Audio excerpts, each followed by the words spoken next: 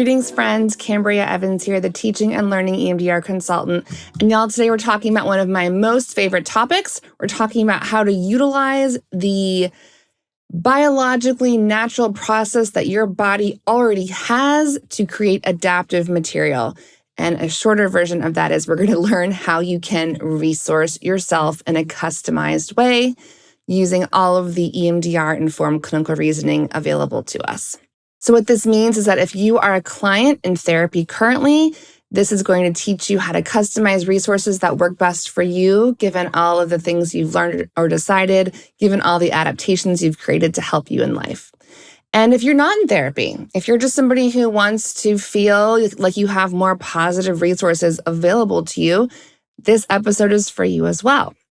This episode's also for clinicians because I think a lot of us EMDR clinicians specifically typically get 3 resources in our EMDR basic training, and we get really frustrated when those resources don't work with clients because they're not aligned with the client's narrative of self and the world. So, very excited to talk about this. Now, what I'm talking about today is nothing new. Okay. My hope in talking about this is that I'm going to be using language that feels very accessible for people without a lot of clinical jargon. Okay. If you are someone who hears this episode and you're like, oh my God, I want to learn more. I want to learn all the things, right? Laurel Parnell's book, Tapping In.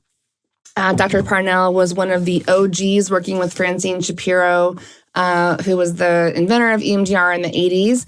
And Dr. Parnell has created a lot of innovative ways to utilize all of the healing powers of our brain and nervous system. So if this is of interest to you, check out her book. If you don't have time to read an entire book, listen to this episode, and we're going to be offering you a freebie at the end to help you get started now. Okay, so did y'all know that when we do EMDR with our clients, when we go to process trauma, we set up something called a target in phase 3. And when we create the target to focus on and process and desensitize, that target has a couple elements. Those elements are the most disturbing image in terms of what feels disturbing now, a negative cognition, a body sensation, and an emotion. So these 4 elements, image, belief, body sensation, emotion, these 4 elements are kind of like a bundle of a memory, right? They're the components of what a memory might be made of. And when we think about how to reach something we want to work on, right? It's kind of like a string, and we're kind of pulling the string, right? So one of these 4 elements is kind of like a piece of string that leads us to the bundle. It leads us to where the memory lives. And we either want to desensitize the memory and shift it into something more neutral if we're working on something traumatic. But if something feels positive, typically those 4 elements of memory are helpful. So just like, for example, if I think of something negative that still feels disturbing now, like let's say I have disturbance around getting my ears pierced as a kid, okay? My hair didn't grow in very fast enough for my mom. She got my ears pierced young. So if I think about that memory, the most disturbing image now might be the candy that they gave me after it was pierced, right? And I could still feel my ears throbbing. The belief might be I'm not safe. The emotion and body sensation might be ears throbbing, like, oh, when I think about it now, I just feel like I kind of want to bundle up. I feel small. And the emotion is fear or betrayal, okay? That is a bundle of memory variables for something traumatic. Now, we already know this as EMDR therapists. We work on that every day, all day, okay? But when it comes to resourcing, here's what you need to understand, okay? You have so many positive memories, positive experiences of self and others. And we can use those bundles of memories to pull a positive string. And instead of desensitizing it or neutralizing it like we do with EMDR trauma targets, we get to expand it, put it on the front burner of your experience versus the back burner in your mind, make it accessible to you when you want to pull it up to feel better. Like, how cool is that, right? So let's think of an example. So let's say that you have a positive memory of your grandmother, okay? And let's say that you have some images of her, lots of images. Your brain links to like 20 different memories with her. But you can kind of see like the most positive image that when you think of her is her sitting in her rocking chair on the porch. Okay, you can picture it in your mind and it feels so good. Okay, so instead of a super disturbing image, we're thinking of a super positive image. And maybe there's several. What's the belief? What's the positive belief as we're building this resource? I am loved. Okay, and if you were to go under that, around beliefs of self, I am worthy of love, or I am good. I deserve love. Okay? When you think about that image of your grandma in the rocking chair now, when you notice those words, I deserve love, what is the emotion and body sensation? Oh, I feel, my chest feels like warm and I kind of feel expansive, like I'm being hugged and just, I can feel like energy in my arms. And the emotion I feel is safe. I feel safe. I feel cared for. I feel nurtured. Okay. So when we have those 4 elements of memory or memories and we target them positively, what we're doing is resourcing in an EMDR informed way. Because we could just stop there and say, oh yeah, that feels really good. I pulled up the memory, okay? But what we're gonna try to do is incorporate the bilateral stimulation in EMDR to expand those feelings, okay? Now, what is bilateral stimulation, okay? Bilateral stimulation is right side, left side. It can be done with butterfly tapping back and forth like this, right? Some of my clients actually purchase for like $120 buzzers. And they just buzz back and forth. You can adjust the speed and intensity of them, okay? And they just hold them. And they buzz right side, left side. It's very gentle. It feels like being rocked, okay? I have these all over my house because you better believe that as a mom of twins, my kids are going to hold these a lot when they're upset, right? To help them regulate. So there's different ways to get bilateral stimulation. Some EMDR clinicians will do eye movements back and forth, right? But no matter, going for a walk, right side, left side when you're on a walk, right? You might even be walking right side, left side with your feet and butterfly tap right side, left side, okay?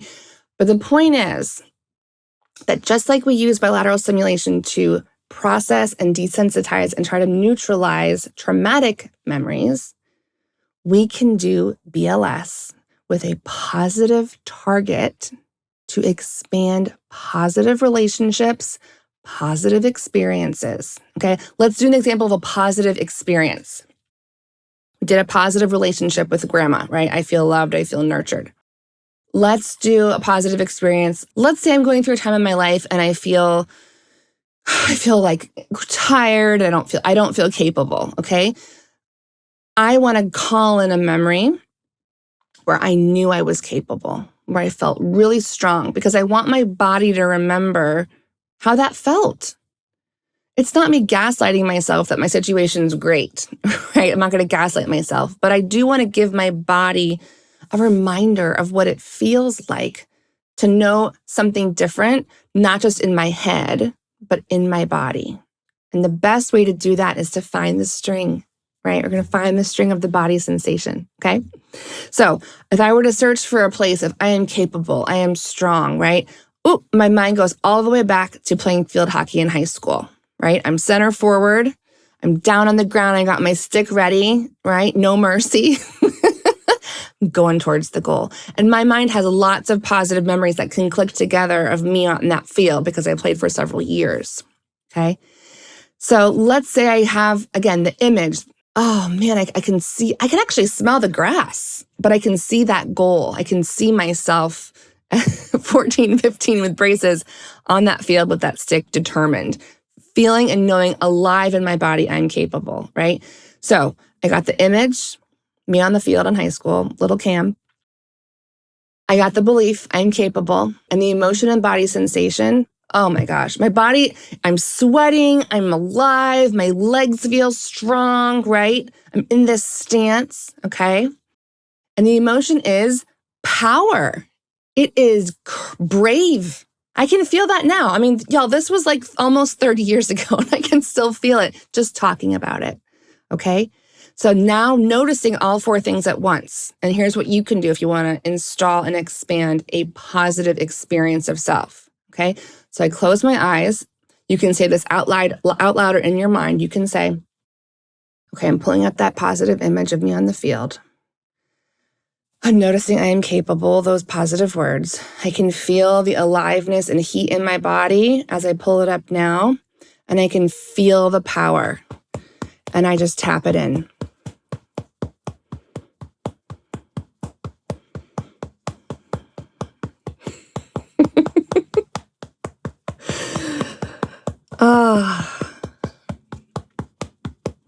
And I do this for about no more than 30 seconds.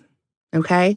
And what just happened for me is my brain started linking to all the positive memories of playing field hockey, not just on the field, but socially in that community of field hockey, like the friendships, the sense of having a community of supportive people around me also enlivened my body. Okay. So this is a great resource for me because I created it based on what I need now. I tested it out. And I got a positive result. Now, what happens if you test it out and you're tapping it in and your brain starts linking to something that doesn't feel good? Like, let's say it starts linking to, yeah, but you know, your boyfriend on the soccer team dumped you on that field hockey field. And maybe that starts linking to like, I'm not good enough or I'm ugly. Okay. Here's what you're going to do. If your brain, your brain oftentimes, if we tap for a long time, will start to go towards material that wants to become soothed, which is why I typically don't do bilateral stimulation for resourcing more than about 30 seconds. But if your brain starts to link to things that feel shitty or don't feel good, you just stop, right? I never ever tell anyone that they should be bilateral stimulating through trauma by themselves.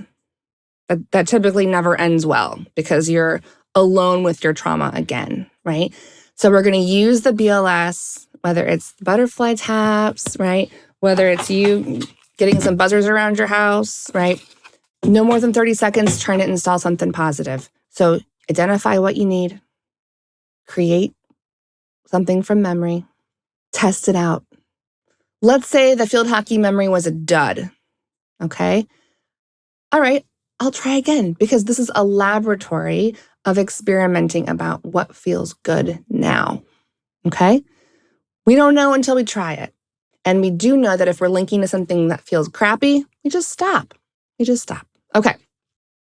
So what kinds of things can we install as resources? Well, unfortunately, EMDR therapists are in basic training and they're basically taught essentially like 3 different resources. And sometimes those resources work great for people, right? Oftentimes we have like a safe or calm place. Sometimes we install like a figure that can be nurturing, protective, or wise. Parnell talks about that in her book. There's things like light stream and container. Now, some of those things work great. And sometimes, what do we do then? When it doesn't work, we customize, we get creative, right?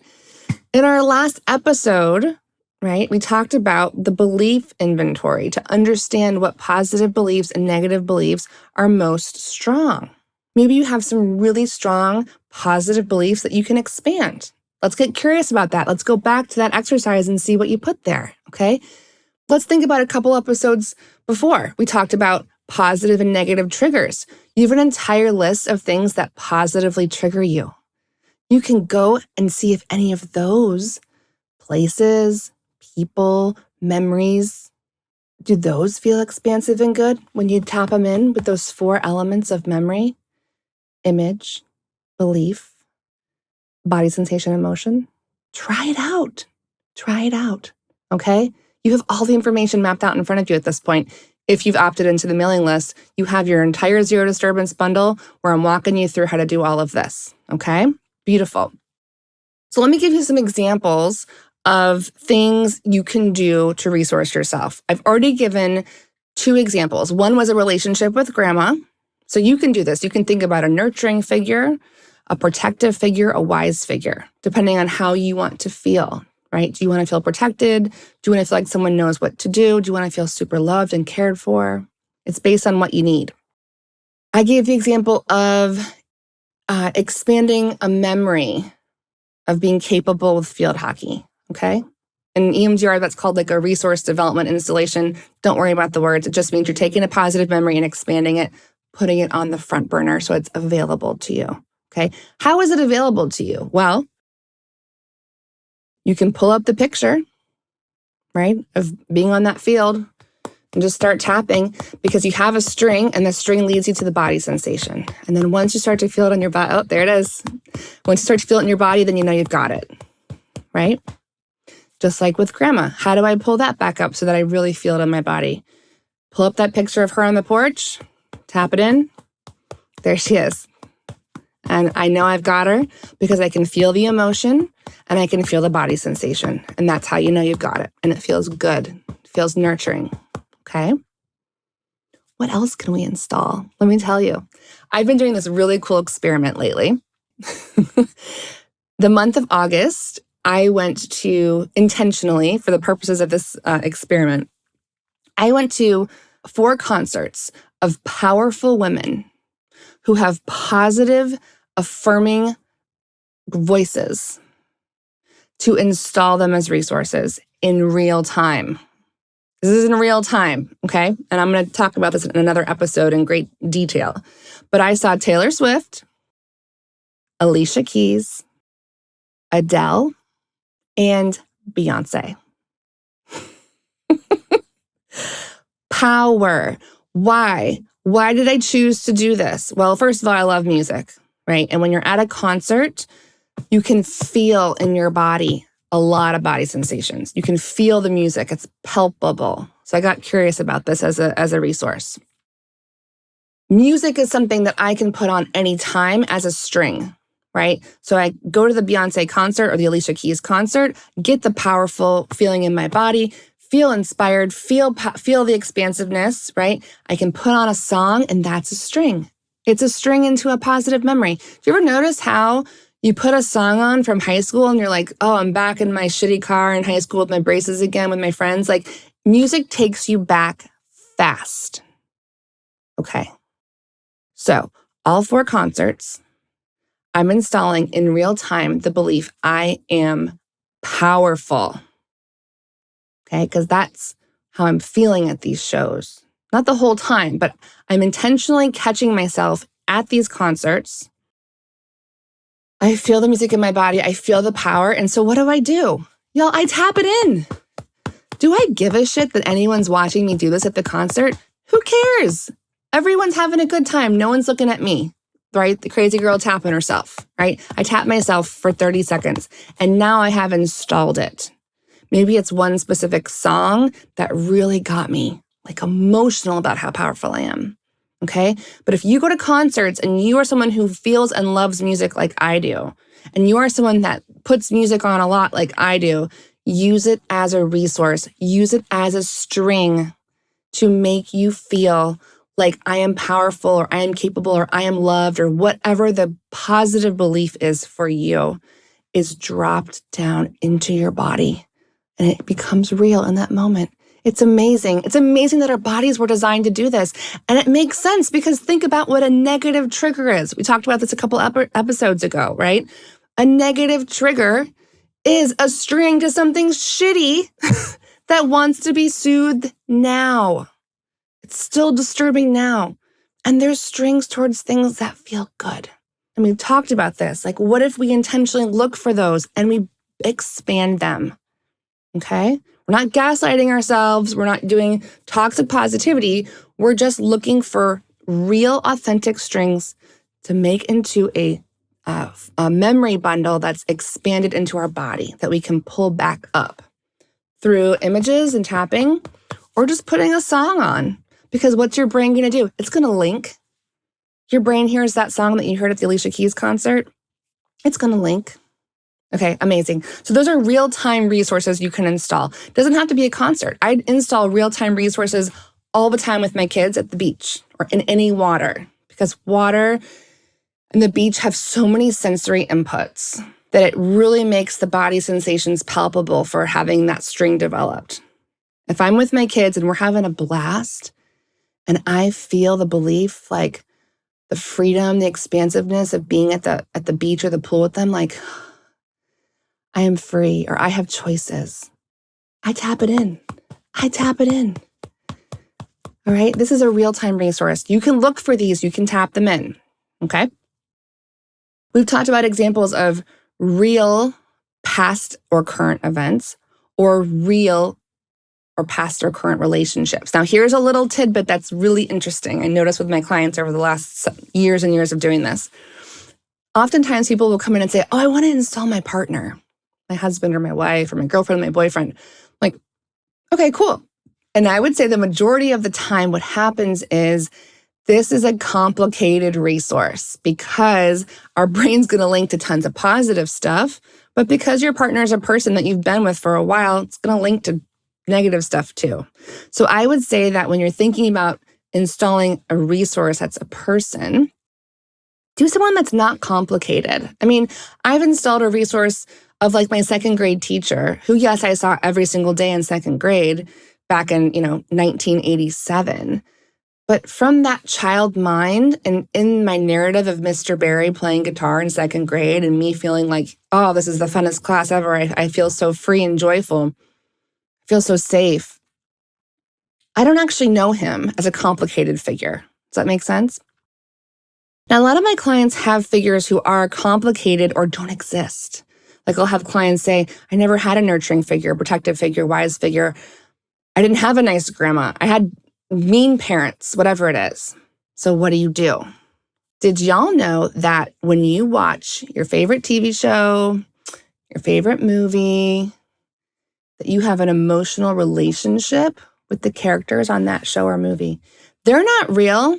The president on West Wing, he's not really the president, but the father energy from him, is palpable. Like I've had people install Oprah as a wise figure. They don't know Oprah, but Oprah is not a complicated resource because Oprah's never personally let them down before, okay?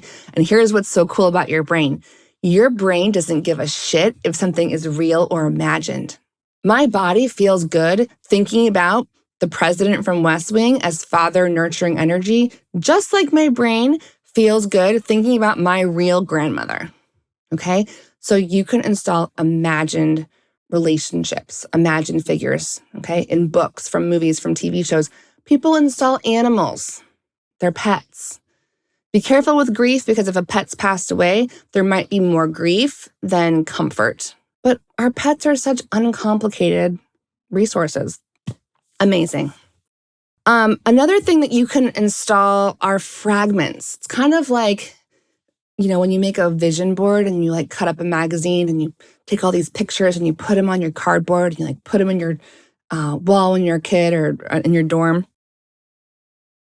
Your brain has fragments. So oftentimes when I'm going to install a positive resource, like a safe place or a calm place for a client, oftentimes we'll get to like a beach scene, a mountain scene, a hiking trail, and it's not usually just one place they've been. It's a ton of different experiences and memories that they have patchworked together like a cozy, cozy quilt, right? It's not just one beach. It's like all the good times at the beaches, okay? So you can use fragments to make a full picture for yourself if you're installing a safe or calm place where the image might be a beach, the positive belief might be, I am safe, or I'm okay as I am, usually allows us to feel calm, right? We're just looking for a string, okay? We just need a string. Okay, and then I think what's really cool too is like when we have a memory of ourselves that has a positive belief attached to it around an ability to do something that's still true and like feels true now, right? So if you have to make a hard decision and you don't know what to do, you might try to go back in your mind and think, well, when did I do that? My brain wants evidence. I can do that now. Let's go back to the past and figure that out.